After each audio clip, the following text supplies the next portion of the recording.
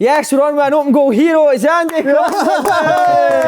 The national hero, Simon, isn't he? What a man, sir. He doesn't even know he's an open goal hero, so he doesn't watch this shit. Do you know watch it? I have watched it. It's one of my mates back home, Neil Muir. He always forwards the links, so I do get to watch it, and I've seen plenty of clips. Do you want to stick your curly top up his arse, big man, before we start? Well, do you know if we're going to start with that? As a quavers on Right, we'll start with that. You know what? I was going to mention it. So yeah, come on, explain yourselves. No, I worked obviously played under Stevie Craigan, who had a wonderful curly toe. Right, okay. And when I watched you, when I first seen you, and this is when I first seen you, big man, no, not at all. And when I seen you, I was like, it's giving me flashbacks of Craigan.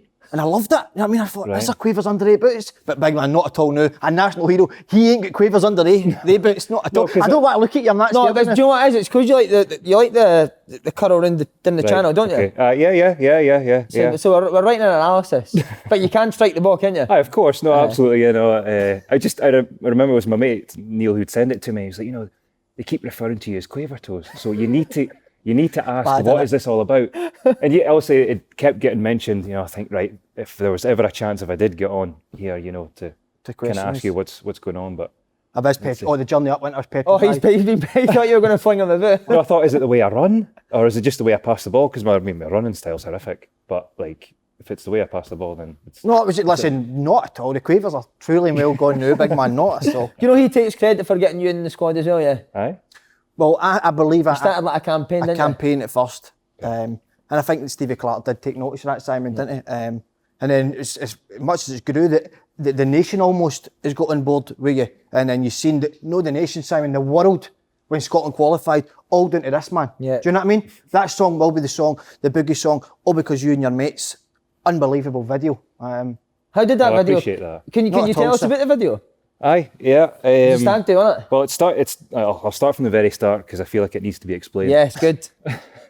I was on my eldest son's head wetting in Aberdeen, and it was my two cousins, Victor and Liam, and they just started singing this song, this boogie song. You see, obviously I'd heard it before, but they just kind of kept singing it throughout the night, and we ended up in a karaoke bar later in the night, and we're singing it, this, that, and the next thing. Just kind of followed on from there.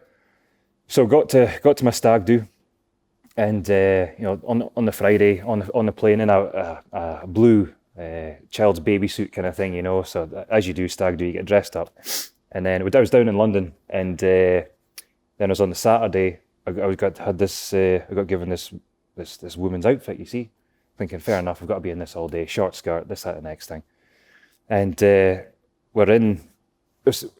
we were up early doors, probably about 10:30. We're sitting drinking with small little stubby bottles of wine. We're playing fives. I must have played fives. Played fives before. No, fives. You ever played fives? No. Drinking game of fives? No, I'm not Never drinking. played fives? No? What is it? It's like, obviously there's the three of us here, so it'd be like a multiple of like 0 to 15. So we'd all put our hands in, right? She'd be like 1, 2, 3. And I would say if I called 15 and you were like, and you put your hand like that, 5, and you went 5, and then I would be out. Right. So then you two would play like out of 10 kind of thing. See, so we're playing that, and my dad, uncles, everybody's there. So, you know, it's 11:30, 12 o'clock, blue-turd. And then jump in the taxis and we'll go to Shoreditch.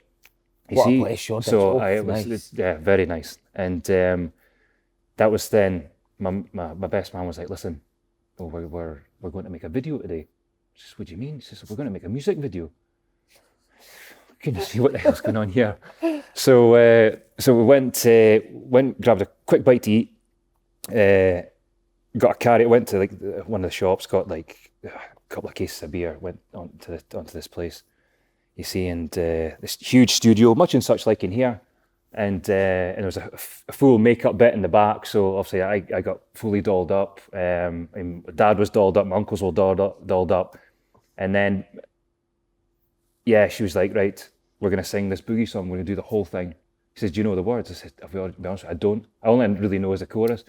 So we literally did full music video. I mean, as the sort of hours went by, like it just got more and more ridiculous because people's clothes were just coming off. So was that a few shoots you'd done? A few takes? Honest truth, it probably took 5 hours. Honestly, the whole thing, it took ages. That's why it's been so big. And the amount of work he's put into it. It was a joke, but I mean, we're absolutely blue-turd. And I mean, when I watch it back now, you know, and I think it's more the scene on the sofa. You know, I'm lying on the sofa and like my mate's on top of me, and like there's all sorts going on. You know. When did it get released? The actual video. When did you first put it on? It wasn't long after. I think it was once I got married in the summer. It wasn't long after that. My mate had put it on Facebook, just kind of like for people to see, because it was played at my wedding. Right.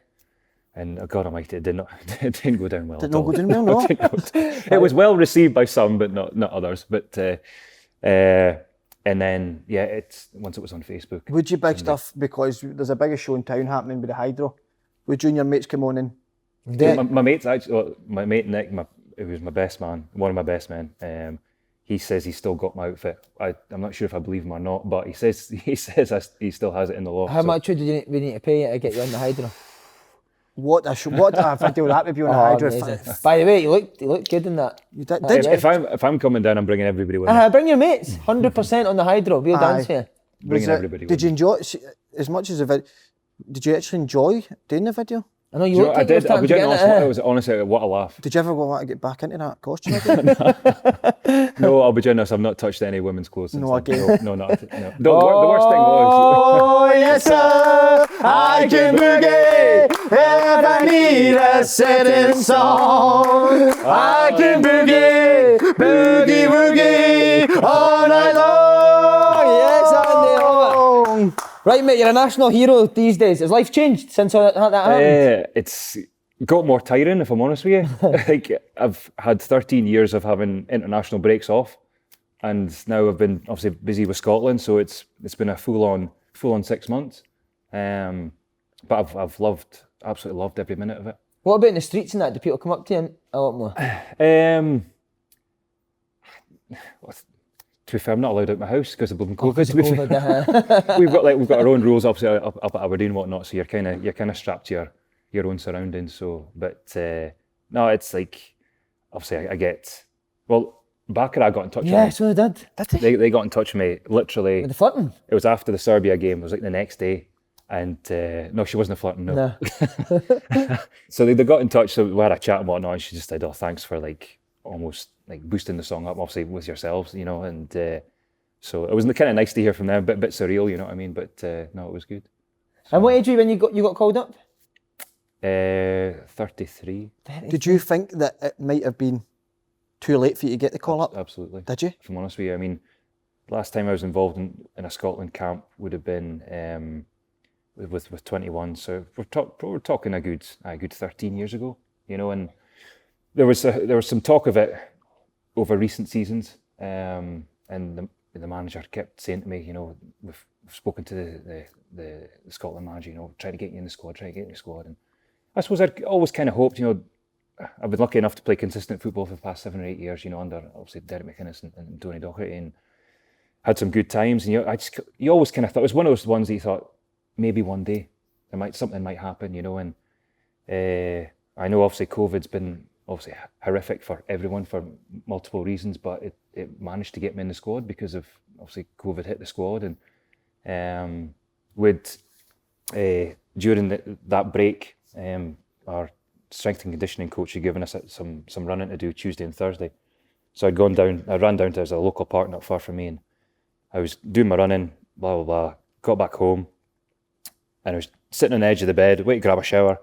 Phone goes, Adam Stokes, physio. Right, and I'm like, I didn't answer the first time.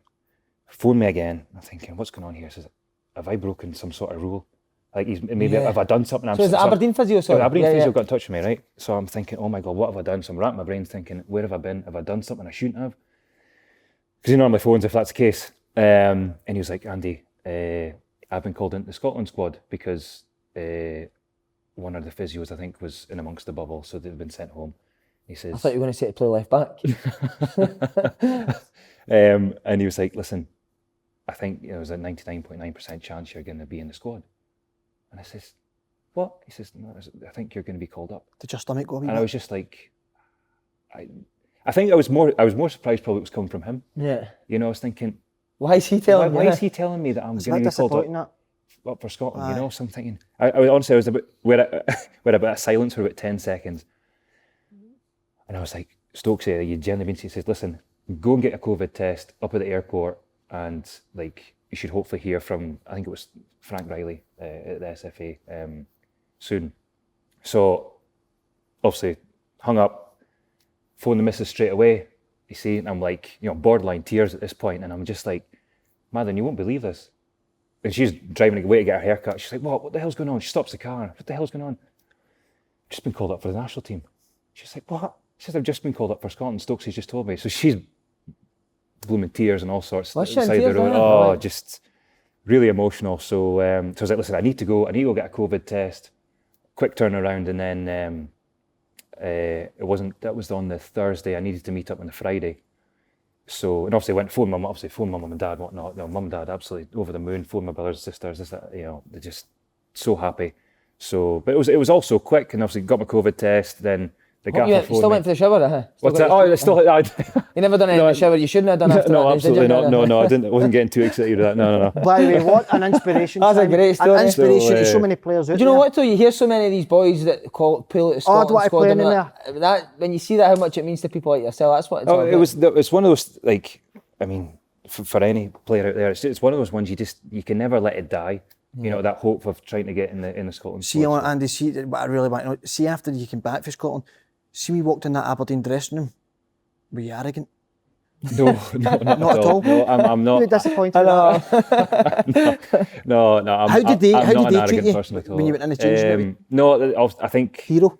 they were just really happy for me. Just, I think, especially probably more the staff that's been with me since I've been obviously coming up through the youth and whatnot that are still there.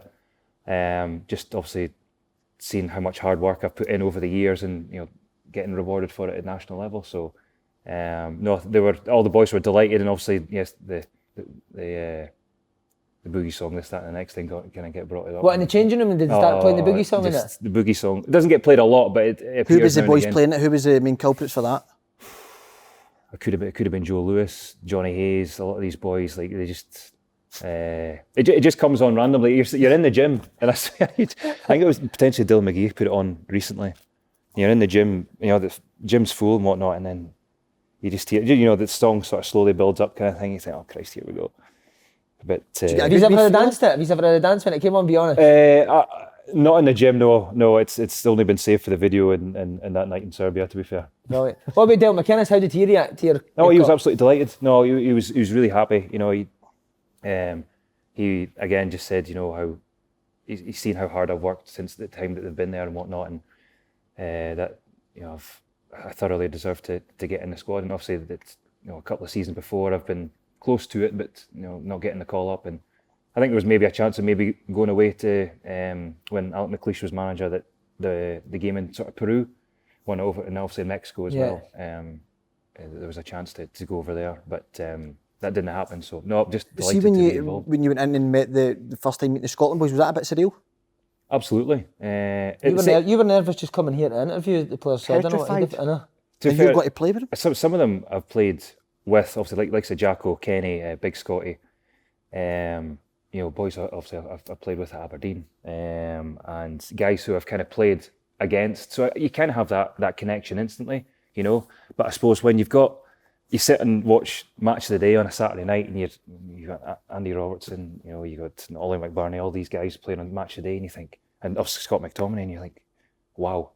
Yeah, I'm sitting having breakfast next to Scott McTominay or John McGinn. You still felt like that at 33-year-old, did you? Honestly, I instantly phoned my brother's a massive Man United fan, and I said, I was having dinner with Scott McTominay tonight. He said, we're just chatting away, and he's just like the most surreal thing ever. Oh, just unbelievable. Would you ask him questions about Man United and stuff like that? No, I didn't actually ask him any football stuff kind of thing, you know. But no, it is surreal to be involved with guys like this, you know. But you know, did you get that same feeling when we were involved in Scotland squads when we were younger? Do you get a bit nervous when you see that? Absolutely. By the way, this has been kept so quiet.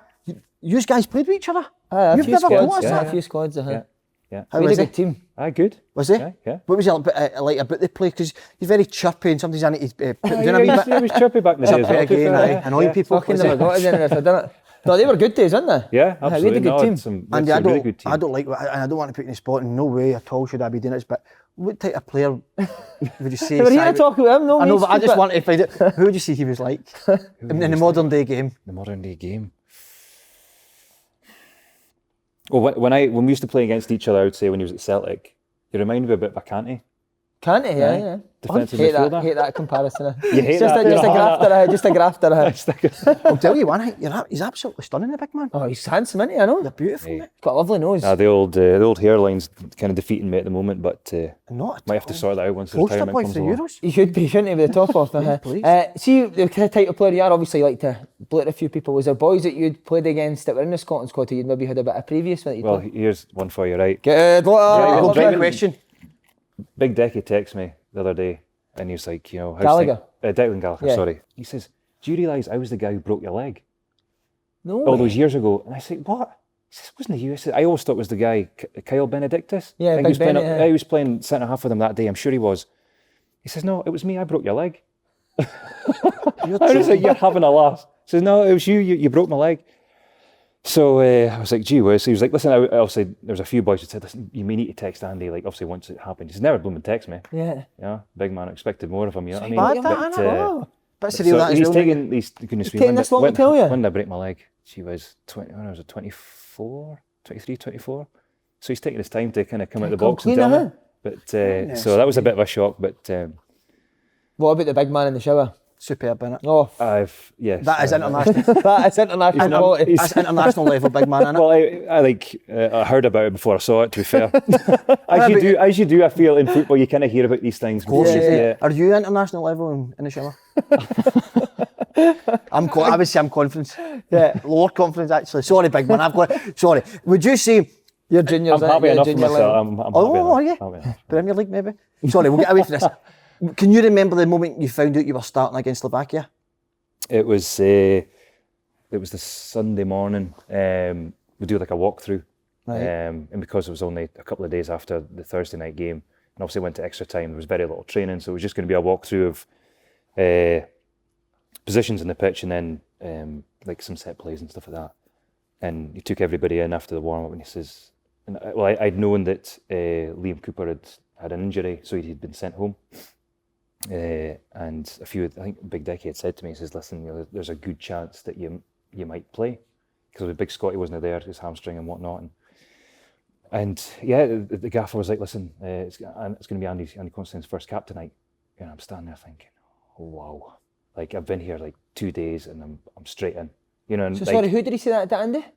sorry? Or the Steve team? Clark say he said it on the TV? No, like we were like in the team. Right. We were like sort of huddled around him kind of thing, and he was just explaining information and whatnot. He says like the team is Andy Considine, you're going to Did be you playing left expect side. that at all? No, not at all. Because I mean, obviously Ryan Porteous he was involved as well. So I thought, you know, he's been involved a few times. I thought he would play, you know, but I didn't expect to be, you know, put in straight away. So I'm standing there thinking, oh my goodness me. In about 6 hours' time, I'm going to be playing for Scotland, you know. So went through set plays and all that, and I felt that whole day and night, I just never got the chance to like just let Enjoy it sink it. in. It was so quick. The whole thing was so quick. When I got down there on the Friday, straight into training.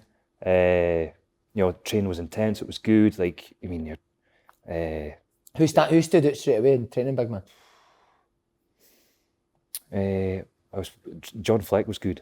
He was good in training. There's a good few.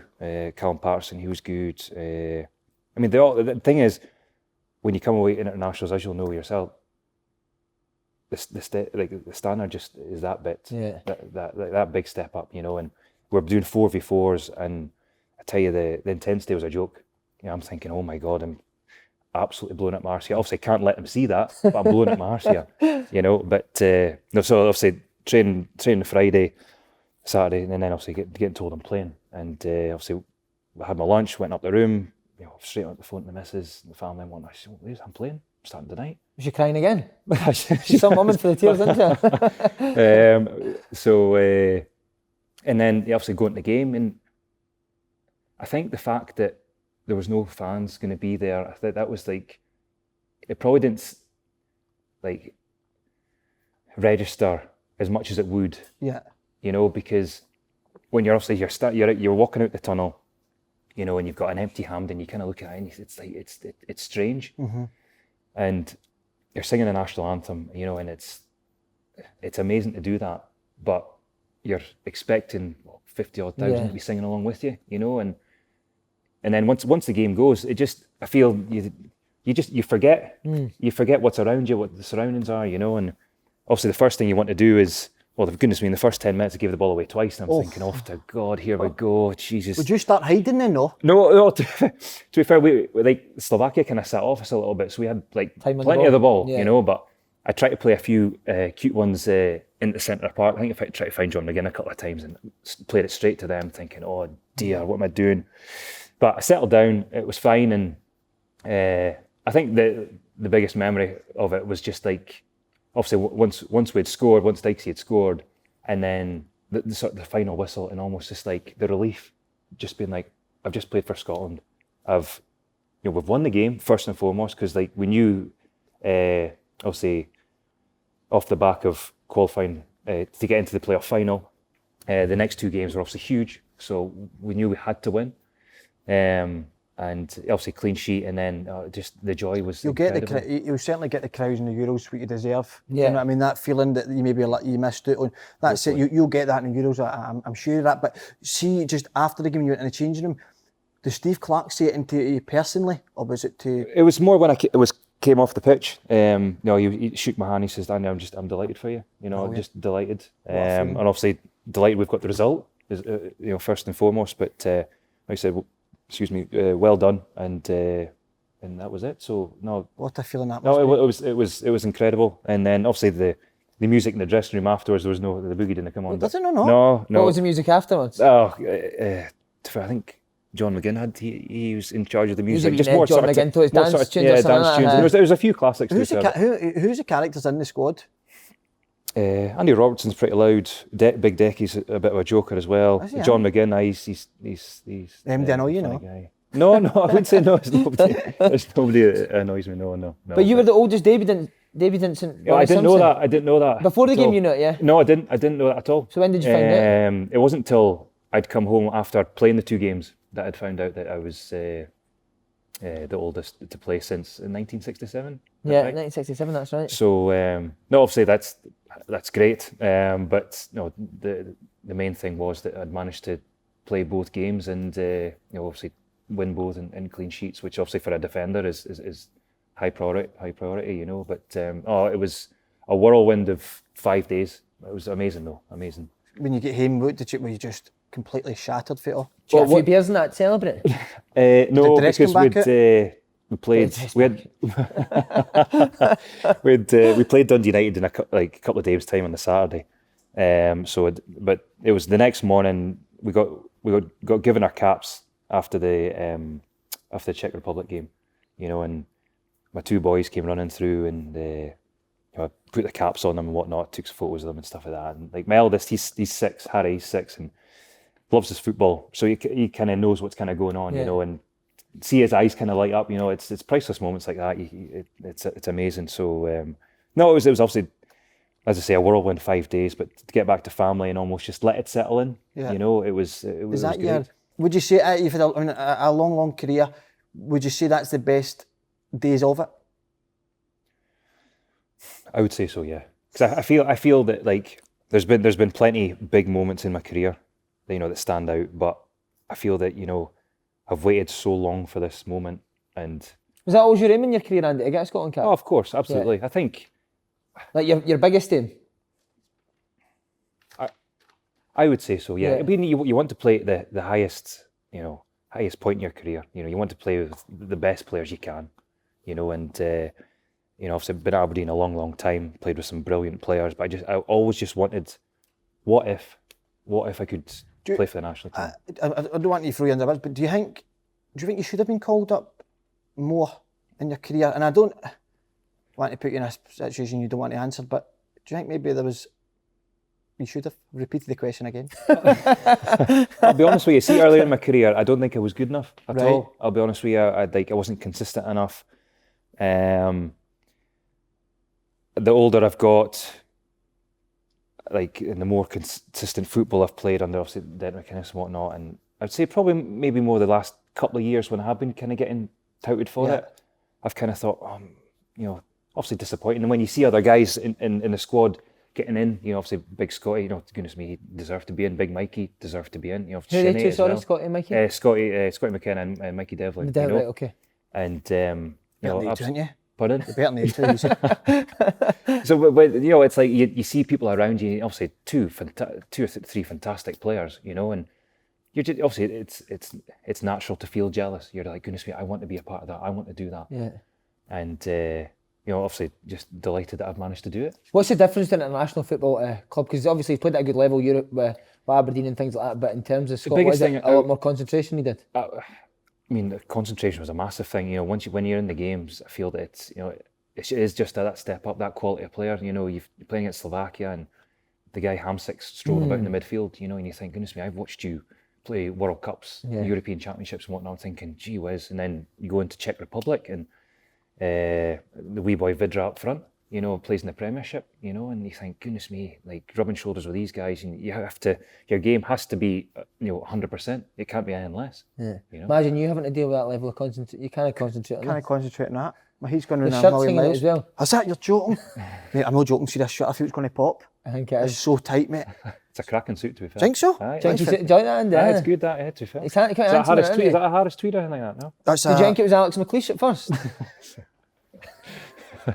honestly, every week he does me. Simon, can you do the next bit, please? The international break was a party really started because the next games were the important ones. Yeah. Did you, after your performance, did you expect to get called up again? I think the biggest thing for me was just give yourself that chance, that do well enough that you could have the chance of being called up again. Yeah. And I felt I'd given myself that chance. You know, 2 wins, 2 clean sheets.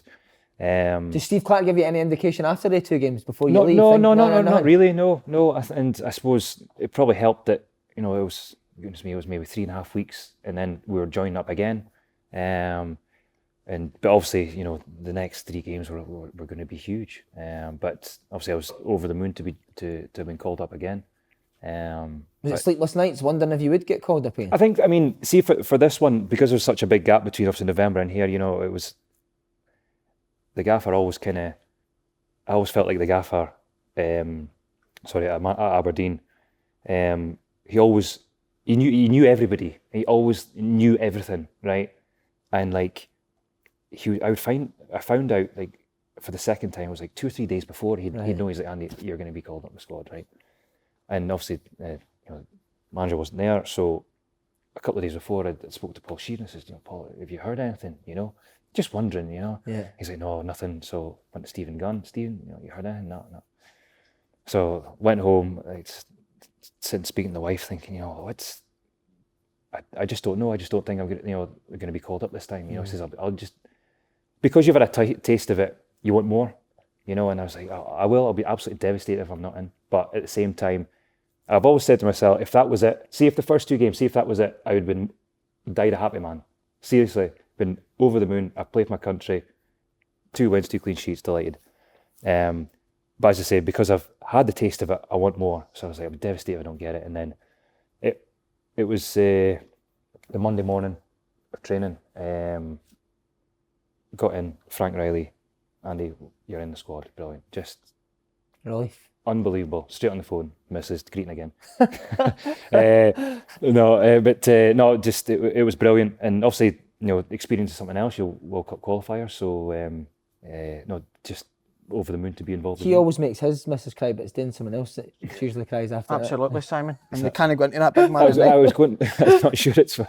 Certainly not for the moment, but No. certainly I've come and I'll tell you. 'Cause it enough. might be something you want to get in about. Well, But Andy, see, not at all. Listen, I don't want to get into all that. Andy, see, with the Boogie song, you know, we've been singing it every single. Singing it beautifully as well. You have Singing been it beautifully.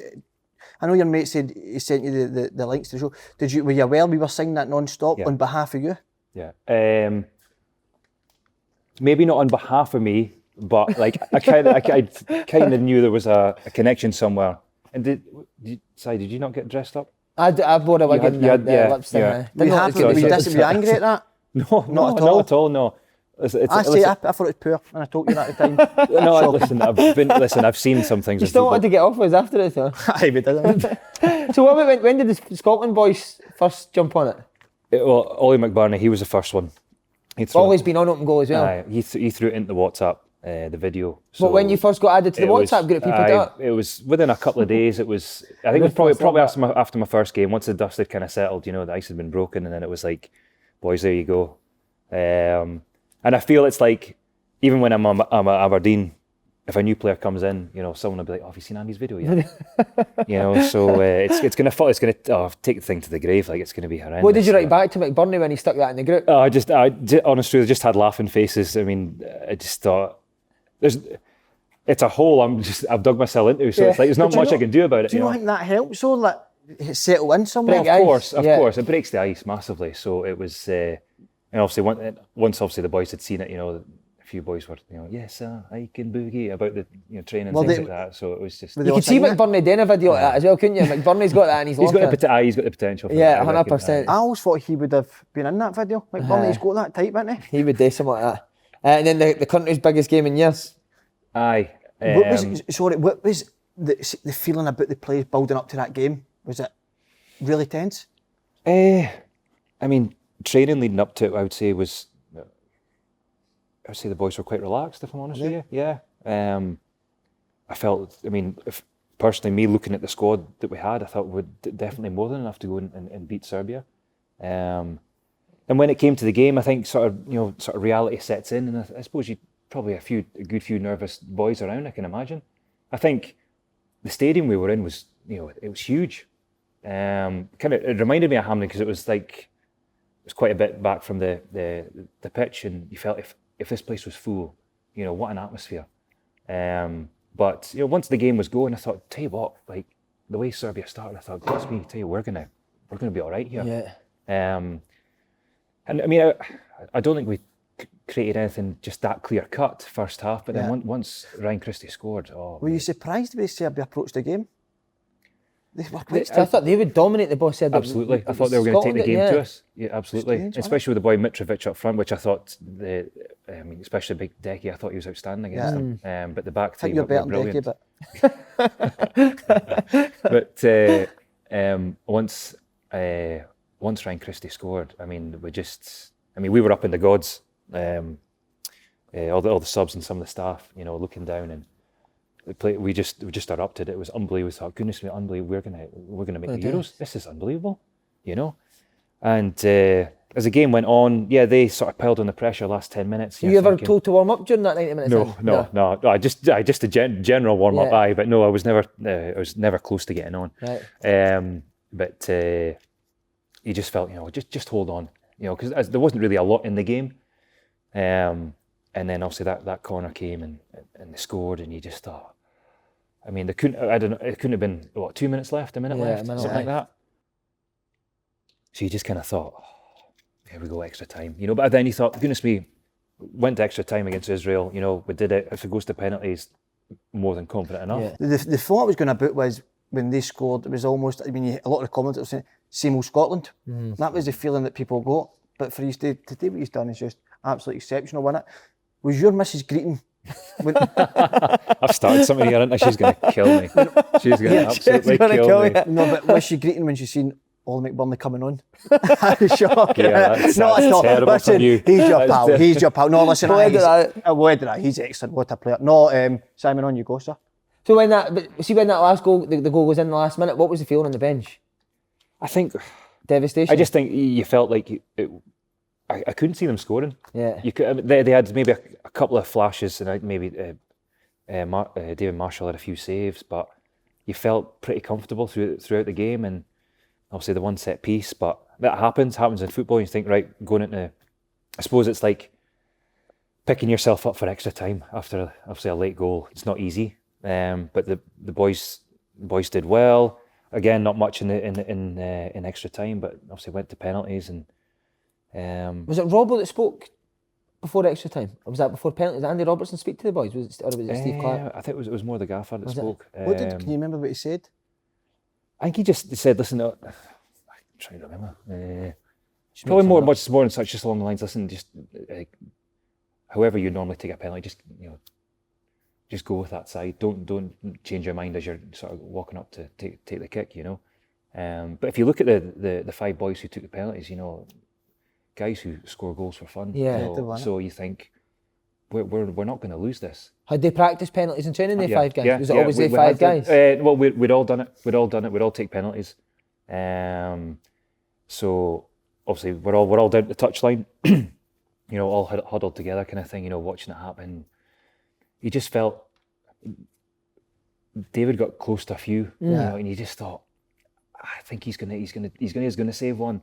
And goodness me, it was a proper fairy tale. You just thought, the last penalty, there you go. And Mitrovic it was, wasn't it? Unbelievable to him as well. He'd missed a few in the Premier League that year as well. I didn't think he would have missed. No. So I mean, obviously, it's more like once he saves it and then he's up and then we're kind of waiting. What was he thinking asking that? I couldn't believe when he was asking that. He was like, obviously, just in case maybe. he'd come off the line or whatnot, it was going to get retaken. And then, I mean, we were on our way. As soon as he saved it, we were on our way. Who were you standing next in? How did you remember? I think it was it Stephen O'Donnell, I think, was next to me. And Big Scotty was the other side. And we just went, right? So we're sprinting, right? And you just, obviously, staff, players, straight over. And you just see this figure just kind of stop immediately and like kind of drop off. So you turn around, John Carver, he's pulled his calf. Honestly, it was Assistant manager?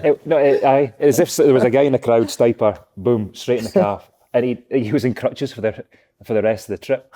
Honestly, the guy, he couldn't move. It was a shame. Like it was bad. But the scenes were, it was so. I mean, obviously you'd see the emotion in the boys' faces. Yeah. I mean, so much emotion, so much heart over the years, and I felt we've always wanted to reach such a big tournament like this, and to go about it the way we did, it's regardless.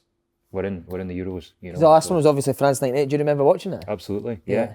I remember that. Did you watch it? I was too young, Simon. Oh, were you? Very, very young. How old are you? 28. 40 years. 28. A little bit shocked there. So would you just watch it with your dad and that in Aberdeen? Just at home, just in Bankery. Because Leighton was a keeper, wasn't he? He was, Big Jim, yeah. Big Jim. What a legend, honestly. So lucky he was obviously goalkeeper coach at Aberdeen for a long time when I was a young boy coming through, and what a guy. Would he talk about France 98 to you? Not really, no. But no, like, I mean, the amount of caps and experiences he's had as a man, it's incredible, Who else were your other Scotland heroes growing up? Stuart McKimmie? No, I mean, I never saw Stuart McKimmie play for Scotland, if I'm honest with you. I mean, I've always right back for Aberdeen, wasn't he? Stuart McKimmie, a legend, mate. What team was he in? Played for Scotland, Scotland, aye. He must have 50 odd caps for Scotland. Yeah. Aye. Is it? Easy, 60 maybe. So centre backs, who'd have been the big? Oh, Colin Hendry must have been there. Aye, I mean, yes. Nah. No. To be honest with you, like the only just because of the Aberdeen connection, it would just been Big Jim, if I'm honest with you. And like I've always said, one of my idols coming through as an Aberdeen player was Big Russell Anderson, and watching him play for Scotland, was amazing as well. So that's your favourite, isn't it? Big Russell, a good guy. Big Rusty, what a brilliant guy, aye. Really nice guy. But so was he your hero, Russell Anderson? Aye, we and then you went obviously, did you play centre half for him at Aberdeen? I did, as well? I was lucky enough to have the chat. I did play with him for a couple of years before he went to Sunderland. And he taught me a lot as a young player.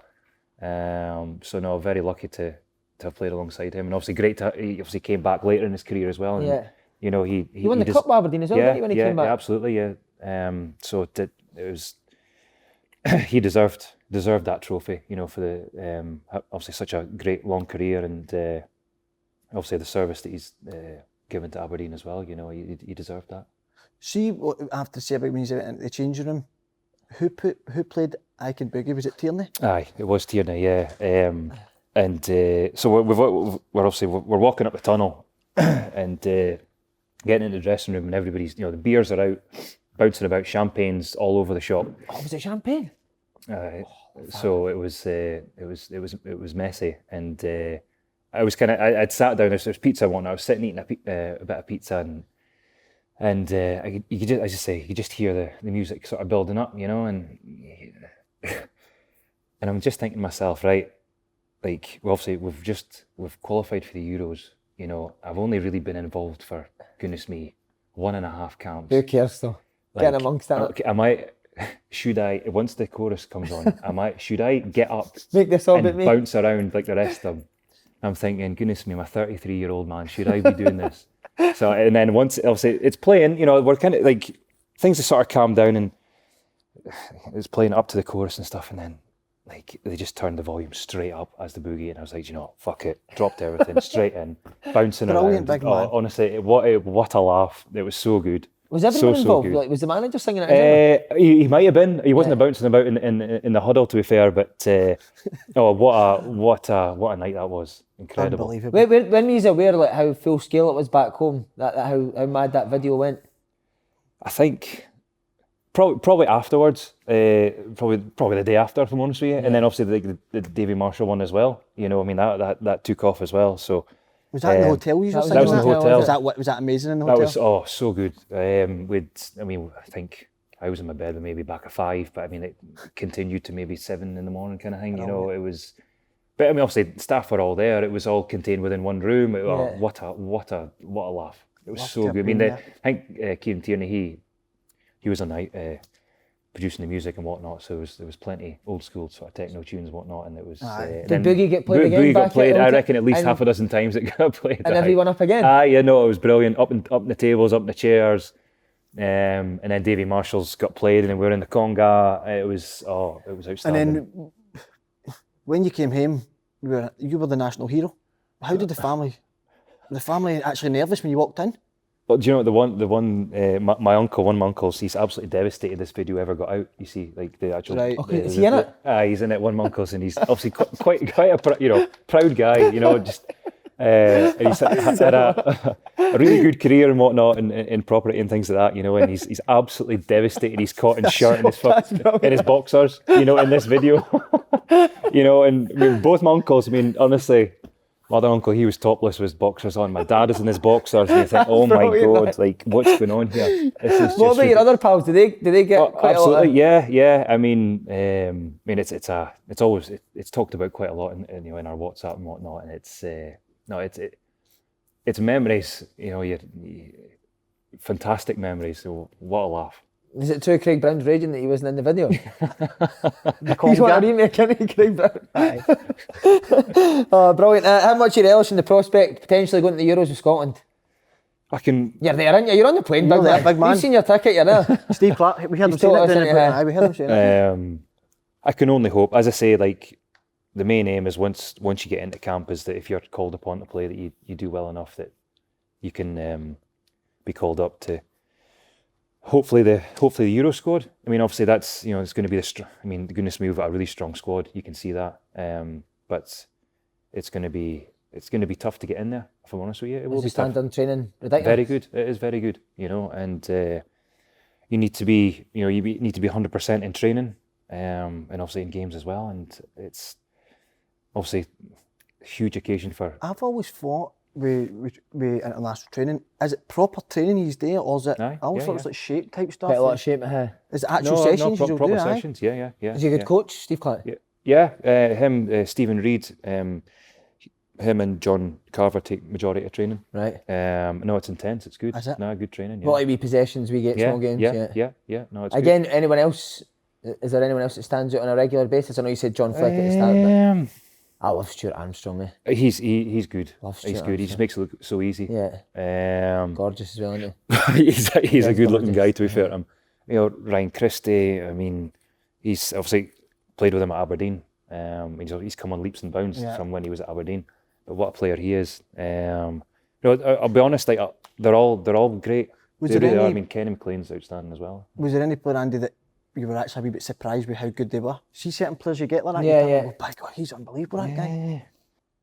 I think people would be surprised. He just said Kenny McLean. I think people would be surprised how good a player Kenny McLean is. Just because he's Norwich Championship, you wouldn't think, but I haven't played against him, even when he was at St Mirren, I thought he was a right good player, Kenny McLean. He was definitely underrated at Aberdeen, for the job he did. Then he's gone on to have a brilliant career, and probably going to end up playing the Premiership next season as well, That's another wee wage rise for him as well, isn't it? I don't know, right? The Euros, I can't wait. England in the group. I think we'll take them. Yeah. Can only hope we've got fans. Yeah, can only hope we have fans for that. What's it like singing the national anthem? Do you belt it out? What do you enjoy singing more, national anthem or Boogie? Did you want that to be the national anthem? Pardon? Again, Boogie. I'm sure I've seen you doing that in the national anthem. Up that camera. To be fair, one of the meet, I can't remember who it was, came up to me and says, "Listen, if you had scored, like if you ever score at Hampden, we'll play the Boogie song." I says, "You're taking the piss." So you're desperate not to You're score. surely taking the piss. Honestly, probably the highlight of my career. If I go and score for Scotland, you'll play my blooming Stag Do video song. You know what I mean? Amazing. Chance you got. Not only Scotland hero, mate, but obviously Aberdeen legend. 17 years been in the first team. Wow. No, it's 17 years is a long time. Long time. So what was your debut? What age were you on the debut? I just turned 17. Were you a big Aberdeen fan, Andy? Yeah, yeah. Just through my dad played for Aberdeen under Fergie for 2 years. Did he? Won the league with Aberdeen as well. No way. Probably should have done our research on that, Slaney. What did he say about Fergie, sorry? Pardon? Has he told you any Fergie stories? Not really. Just he was obviously a brilliant manager, but he was tough but fair. Sorry, a terrible question from me there. Shocking. Awful. No, it was absolutely, what a legend of a guy. What he did for Aberdeen Football Club will always go down in history. I mean, So would you go and watch your dad playing for Aberdeen under Fergie?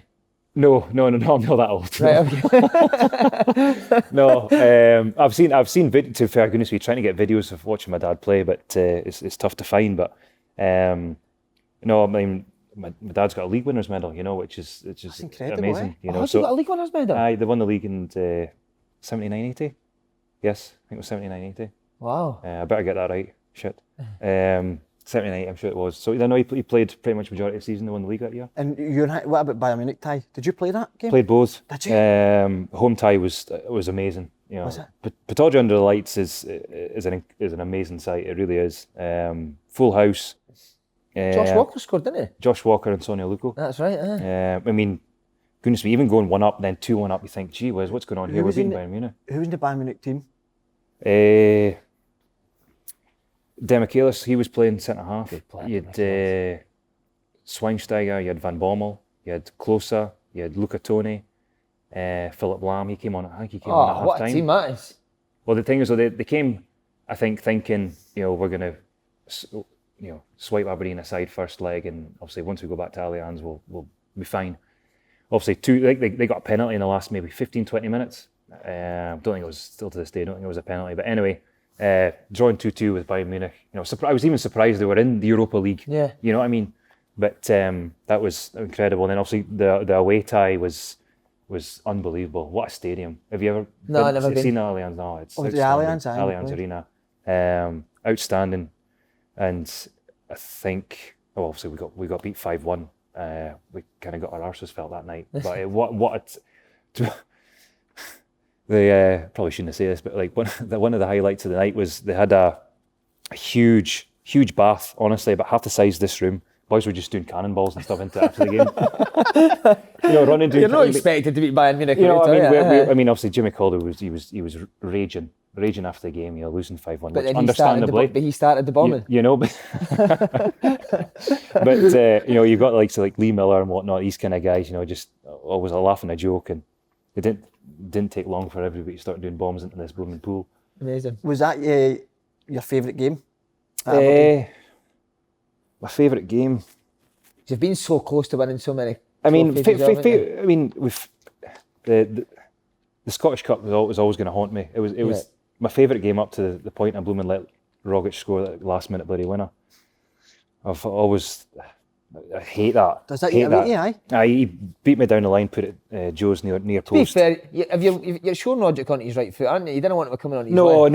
I know, but I still should have done better. It's one thing I'll always hate. But anyway, is that the one game where you thought we were going to beat Celtic here? Absolutely. You see, obviously we always speak about it. It's like Johnny's cross for Kenny. Yeah. See, or Kenny's cross for Johnny. No, it was Johnny's cross for Kenny, and it was just behind him, and you thought it was an open goal as well. And you just thought, if that had gone in, I think we would have probably been able to hold on, But I mean, they were some force, Celtic at that point. But I felt that was one chance of glory, But my favourite game, Aberdeen, just for the sheer emotion and enjoyment. And you may think this is. We played Motherwell in the League Cup quarter-final leading up to winning the cup. I'd broken my leg thanks to Decky season before, right? And I was out for 9 months, and the physio at the time, John Sharp, I did a lot of rehab with him, and he had me down Balmedy Beach running up and down sand dunes, most disgusting thing I've ever done. I don't know if you've ever done it before, but horrific. And all the hard work of getting back, and I couldn't get myself back in the team at all. I wasn't sure actually if the gaffer was even having me, so I thought that this is maybe my time up as well. And I was on the bench for the Motherwell game, and Joe Shaughnessy got sent off after 15 minutes. He'd hit some guy knee high, and you're thinking, oh God, here we go. And he'd shuffled the pack, put me on, so I was right. Right wing. I was right. I think I was right side. I was right side centre half or something, and it was last 10 minutes of the game, and we're backs to the wall majority of the game, if I'm honest with you. And it was a corner, and I've gone up, boom, header, celebrating with the fans, and it was almost just like that whole 9 months, the pain and like the rehab and the effort to get yourself back in. It was like it's all worth it, worth it. And I just felt I've always felt it's that like a little piece of the puzzle just for us getting there, and winning the cup. So I've always said, I've said in many interviews, always felt that's like been my one game just for what it meant to me. You had favourite managers at Aberdeen? Steve Patterson was a character, wasn't he? I didn't really. I was with Neil Cooper with the young lads at this point. He was a hero, Neil Cooper, wasn't he? He was a brilliant Neil Cooper, an absolute legend. But I didn't see much of Steve Patterson. It was more sort of Jimmy Calderwood I was kind of more involved with. I had some great times under Jimmy. I think obviously to thank Steve Patterson for giving my debut, goodness me, against Dundee. But with Jimmy Calderwood, he put trust in me, and he played me as a young lad quite a lot. For the 6 years he was there. Obviously had the great times with Europe. Obviously back then it was just one playoff game, beat Dnipro. What an occasion that was. And then obviously getting into the last 32. That was against all odds, if I'm honest. We got through with 4 points. We'd beaten Copenhagen, drew with Lokomotiv Moscow, and we lost to Atletico Madrid. So we'd got through. I think we were third in the group. We'd got through somehow in 4 points. But to obviously go and play Bayern Munich in the last 32, that was amazing. So those experiences were great. But to be honest with you, my favourite manager, I have a lot of respect for every single one, because they've all taught me something different. And now that I'm going the coaching side, I can take like good and bad points from every one of them. The coaching side, aye. In the middle of doing my A licence at the minute. If I'm honest, my favourite would be ex-manager at the moment. Derek and Tony, because I've probably played 95%, maybe potentially more of the games under them. And we've had some amazing European games, some obviously winning the League Cup. But, as I say, he put a lot of trust in me. Wasn't overly thankful of him playing my left back for the majority of it. I had playing up against. Graveyard shift. Do you not enjoy it? Brutal. Do you enjoy that? Oh, honestly, it was horrendous. The first couple of seasons, obviously I'm used to playing centre Shinnie half. used to play there as well, didn't he? Well, the thing is, obviously once they bought Shinnie, I kind of thought, this is my time up anyway, But it was the first game. We were in Macedonia, playing a European game, and played Shinnie in the centre midfield. I'm thinking, can't see, here we go again. So it's absolutely roasting hot, I'm up and down the line, left back, thinking, Jesus, here we go, another season of this. But to be fair, at the same time, I won 2 Player of the Year awards within Aberdeen for playing left back, so must have done a reasonable job. But still, at the same time, it was a tough shift. It's just from converting to playing centre half to left back. It's a completely different ballgame. Would you ever say to the manager that you're not happy playing there, or just happy that you're playing? I think there was one time the whole 8 years he was there, I said, and he was like, well, don't play then. And I'm kind of thinking, that's a bit silly. I'm not going to play, The scariest guy you must have played under, he was with Scotland as well, Archie Knox. Aye, Archie was when he was at Aberdeen, obviously with Craig Brown, and they steadied the ship for us, to be fair, because we didn't have a great season beforehand, so they came in and sort of steadied the ship. I think we finished 9th both seasons anyway, but no, Archie still had plenty of fire in the belly. Did you ever get it off him? A few times, a few times, but the one that kind of sticks in my mind was we played Hearts away. I think we'd got beat, and it was Ricky Foster and Archie going at each other. And obviously, it doesn't take a lot for Fozzie to kind of go. Because Fozzie is a kind of short fuse as it is. I'm sure he won't mind me saying that, but. The old Hearts dressing room. It's pretty tight coming up the tunnel. You take a left through the showers, and it's pretty tight. And you can hear Archie just going at Fozzie and whatnot. And thank goodness there was a treatment table in the middle, and they're still going at each other. So Fozzie sits down and Archie sits down. Secondly, Archie's back up. Fozzie this, that, and the next thing. And Fozzie's like, I've had enough. So he's trying to go for him, right? So I can't remember who got up, grabbed Fozzie, and Archie just comes. Literally almost pretty much straight over the treatment table. I'm thinking, goodness me, you're like, you're a fair age. Like, actually, what's going on here? But as I say, plenty fire in the belly kind of thing, but massive respect for the pair of them, Craig and Archie. But the one thing, I don't know if this has been said potentially on this show before, but the one thing that used to kind of crack me up was Archie would come in, it was more often than not in a home game, right? So Craig would be speaking and he would go and get a shower. And so he's, the gaffer's giving us talking to us, and so he's gone for a shower, towel on, through us, we're thinking, what's going on here? Goes for a shower, comes back, right? So he's in the corner. You would always, like, when you come in Aberdeen dressing room, there used to be wooden seats, and he was always in that corner, and he would start getting changed, you see, so, the gaffer's still speaking, and by this point, Archie starts chirping up, and he's saying this, that, and next thing to whoever. So he's getting the shirt on, doing the tie. He's got doing his shoes, socks on, right? And by this point, he's still got no pants on, right?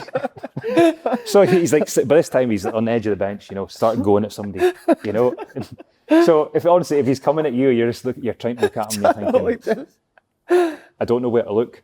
You see, and you think, honestly, like, I couldn't. A lot of times you just couldn't believe what you were seeing, but the pair of them, incredible people, and again, just the things I learned from them, and it was good times. Was he international level?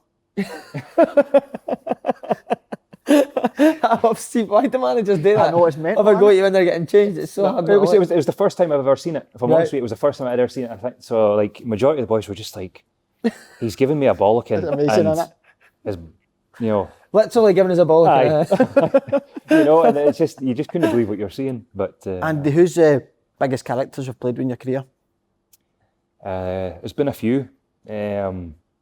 First one probably when I was coming through with Ryan Essen, a goalie. Essen's brilliant. I done my B licence with Essen. What a guy. What a laugh. Yeah. Really nice guy. He took me under his wing, to be fair, when I was younger. A mad goalie. I find that kind of, you'll maybe find that in football, goalies are just a bit different. Yeah. Big Joe's like that as well. He's a funny guy. I mean, there's times, honestly, you might kill me for saying this, but he'd stand and speak to you in the dressing room. Like he'd come up and speak to you. He's got his sloggies on and that. He's speaking to you, just having a normal conversation, right? And you just see like piss start coming down his leg, and you think, Joe, what are you doing? Why? He's standing peeing himself as he's speaking to you, and he just walks off to the shower, and you're looking at, there's a puddle of piss out, like right next to you, where you're getting changed, and you're just like, for goodness sake. But it's things like that, like you see in football and dressing rooms, obviously you would never get away with in general life once you leave that door, But that story that somebody told us about the pies is unbelievable. Remember, it was at Burn.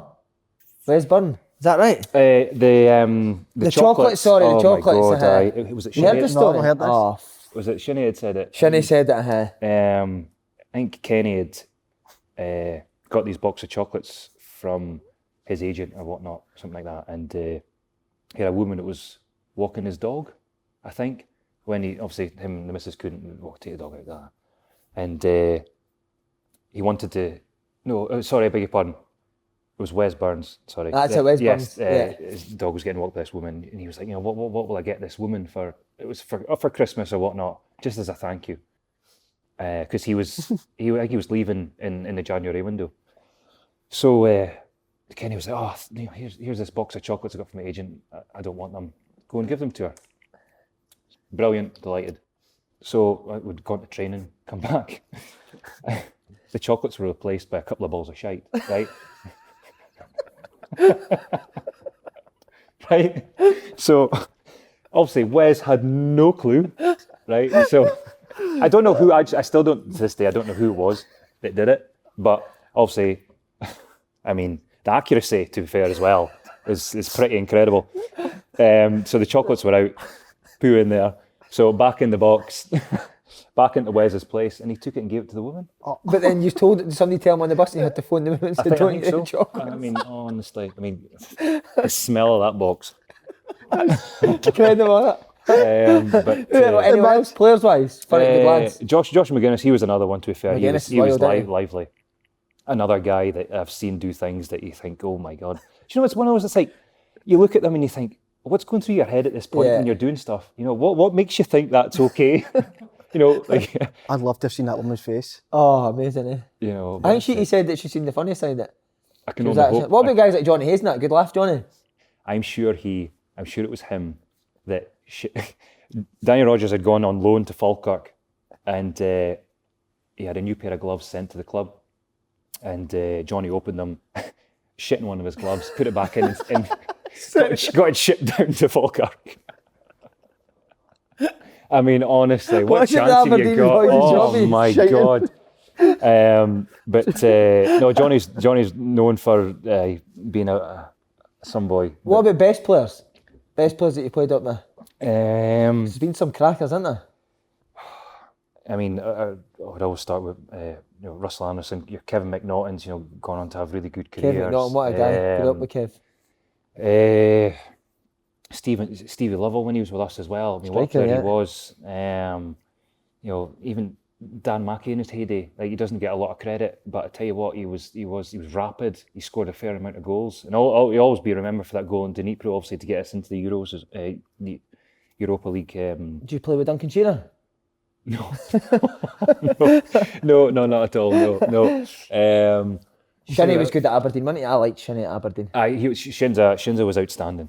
He was like, he epitomised like that sort of midfield role. He covered every blade of grass. He snapped into challenges. Scored a fair amount of goals as well, to be fair, but lovely guy. Was really sad to see him go. I was devastated that he got signed, because I thought that was going to be the end of me, but like, a lovely guy. But we were sad to see him go, because he was a real workhorse, a real force for us in the midfield. Yeah. And who's the best? This is one I be personal. Who's the hardest player you've come up against? It would be Miroslav Klose when we played Bayern Munich. He played the home game. Podolski played the second one. And he was. I've never seen anyone shift over 5 yards so quick. He was unbelievable. He was so strong as well. But just like the simple thing, his touch, his one-touch layoffs, kind of things like that. He was just. What about in Scotland? In Scotland, I've come up against Aidan McGeady a few times, and that wasn't a lot of fun. Hard work, mate, isn't it? That wasn't a lot of fun at all. He was a joke. Do you know, there's probably too many to say, if I'm honest with you. I mean, I'm trying to think even more players at Aberdeen that, Kenny was outstanding. Sonia Luco on his day was unbelievable. When he went to Rangers, he was a joke. Yeah. Fulham as well, wasn't it? Was it Yes. Fulham? Yeah. Adam Rooney? Goal scorer. I mean, Runes was Worst a joke. touch in football, but a goal scorer. Do you know what? One of the best in my career that I've seen penalty box goal scorers. Yeah. Outstanding. Oh, unbelievable. Good lad as well. Oh, really, really good guy. Really good guy.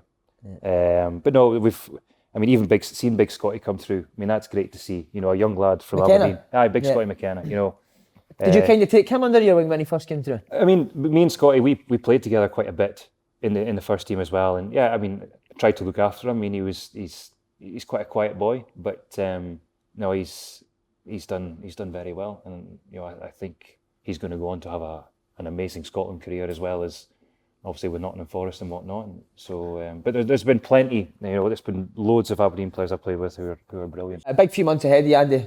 Make sure you get in the Steve Clark squad. Important that you play well for Aberdeen for now until then. Absolutely. I think that we've got a huge 5 games for us coming up. And obviously Could still get third. I hope so. I hope so. I mean, a lot can happen within the 5 games, but I feel we're going to have to take something off the Old Firm, which is going to be tough. But if we need to do it the hard way, I feel like Aberdeen sometimes kind of do it that way. So I can only hope so. But at the same time, goodness me, I would love to go and win a Scottish Cup. You know, I don't have a Scottish Cup. I would love that. So if we have to do it that way, brilliant. So. And there's a place for the big man on the boogie bus, isn't there? Absolutely, big man. We want you there. And I would love to get a Considine, I don't know if you've got one with you, a Considine strip. We'd love that to be able to go Yeah, with me. definitely. Absolutely. Yeah. Andy, you're a hero. Thanks very much. Thanks very much for Thanks having very me. much. What a guy.